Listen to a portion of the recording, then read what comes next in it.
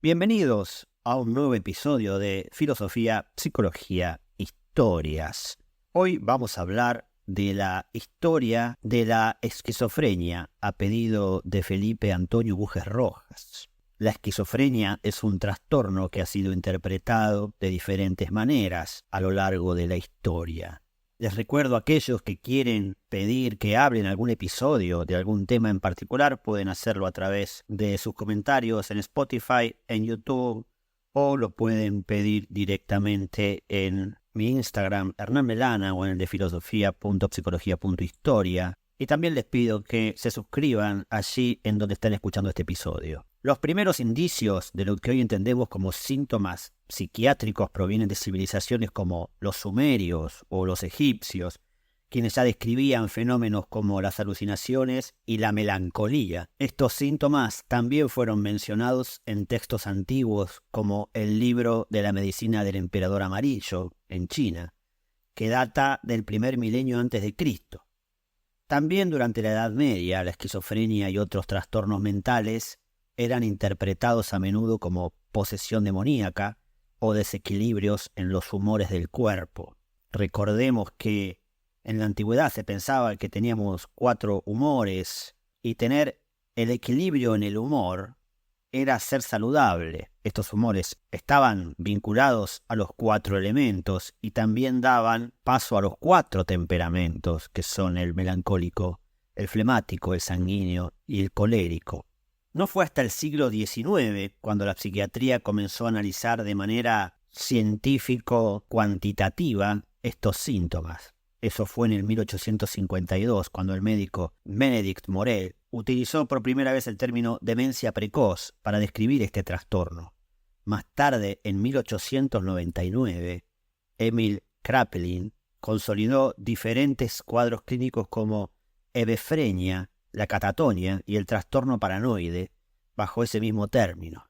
Kraepelin veía la esquizofrenia como un proceso degenerativo del cerebro que comenzaba en la juventud y llevaba a un deterioro progresivo e irreversible.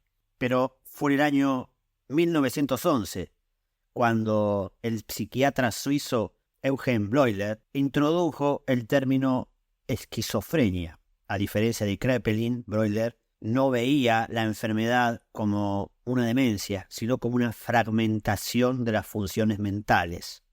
Para él, los síntomas clave eran las alucinaciones, los delirios y lo que él llamó la disociación afectivo-cognitiva, es decir, aquello que implicaba una ruptura entre el pensamiento y las emociones. A lo largo del siglo XX se desarrollaron nuevas teorías y clasificaciones. Kurt Schneider fue el primero en establecer síntomas de primer y segundo grado para diagnosticar la esquizofrenia.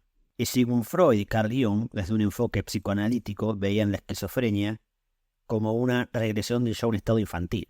Esta interpretación hoy no es central en el diagnóstico actual, pero influyó mucho en la psiquiatría de la época.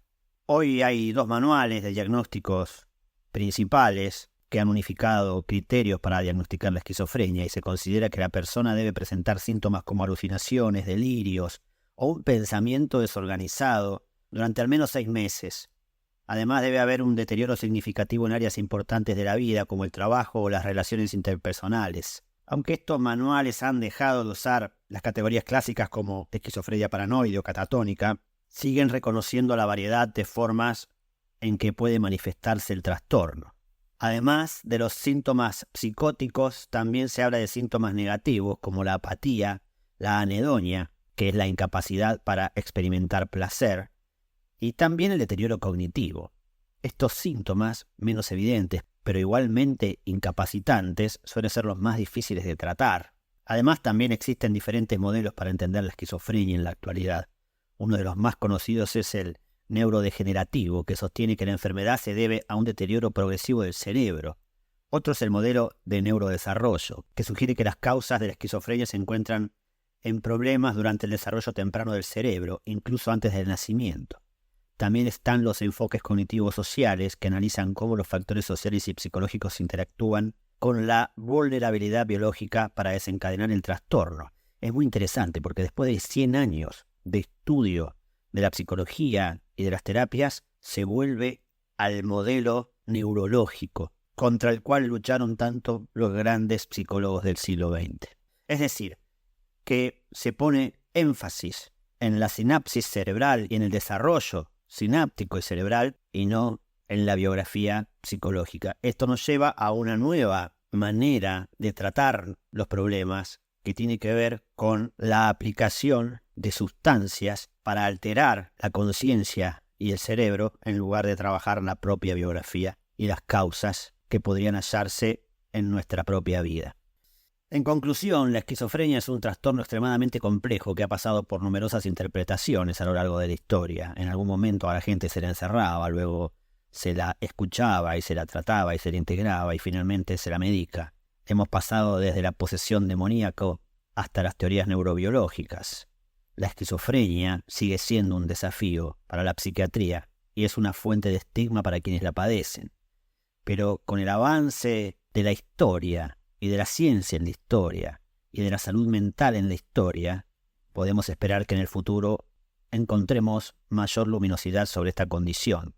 Quizás el problema no es anímico o psicológico, ni tampoco es físico-biológico, sino quizás es espiritual. No tenemos que olvidarnos que el ser humano es un ser que tiene cuerpo, alma y espíritu. Sobre eso ya hemos hablado en otros episodios. Por lo pronto me despido con una frase de un psiquiatra húngaro llamado Thomas Szasz, quien nos deja una frase que define con cierta ironía y mucha realidad acerca de qué es la esquizofrenia. Y esta frase dice así: si hablas con Dios, estás rezando. Si Dios te habla a ti, tienes esquizofrenia. Si los muertos te hablan, eres un espiritista. Si tú hablas con los muertos, eres un esquizofrénico. Gracias por haber llegado hasta aquí. Y si te interesa saber cómo influye el pasado en el presente y por qué pensamos como pensamos, te invito a adquirir mi libro Hacia la filosofía de la libertad, que está disponible en Amazon, en Mercado Libre, o me lo puedes pedir en mi Instagram Hernán Melana, o en el de filosofía.psicología.historia. Gracias y hasta el próximo episodio.